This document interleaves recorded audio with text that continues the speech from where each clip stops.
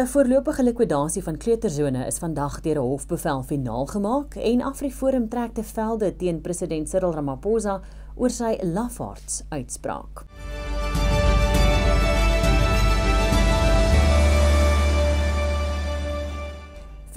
Mei, welkom by die Afrikaanse nuus saam met Pretoria FM. Die omstrede sake-eienaar Antoni Bogas se kleutersone groep is finaal in die Hooggeregshof in Pretoria gelikwideer. Die maatskappy is reeds in Maart onder voorlopige likwidasie geplaas en die bevel is vandag finaal gemaak. Volgens die likwidateurs het ondersoeke aan die lig gebring dat kleutersone se finansiële model onvolhoubaar was. Kort na 'n Moneyweb berig oor kleutersone se sake gepubliseer is, het Bogas die land verlaat. Die berig het onder meer aangevoer dat kleutersone 'n Ponzi-skema is. Hy was lank in Thailand, maar blyk om nou in Indonesië te wees. Die groep het reeds meer as 80 kleuterskole landwyd gehad. AfriForum het te velde getrek teen president Cyril Ramaphosa en sy uitlating dat die 49 sogenaamde Afrikaner vlugtelinge lafaards is.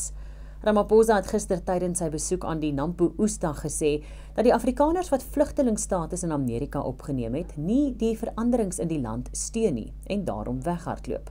AfriForum meen die president moet eerder verantwoordelikheid neem vir sy eie aandadigheid aan Afrikaners se uittog en beplande emigrasie na die VSA en die res van die wêreld.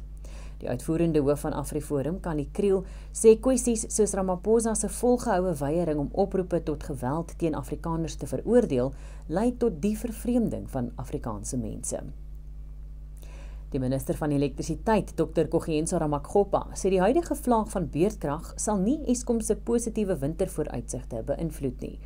Vanoggend se media-konferensie kom nadat Eskom gistermiddag aangekondig het dat hy fase 2 beurtkrag tussen 4 uur smiddag en 10 uur saans tot donderdag instel weens die verlies aan kragopwekkingskapasiteit. Volgens hom gaan die kragvoorsiener 2025 se winter op 'n baie beter plek in as 'n jaar gelede. Ramakgopa het wel beamoen dat hoewel hulle positief is dat beurtkrag nie die winter sal geld nie, kan hoogstens fase 2 beurtkrag ingestel word indien nodig.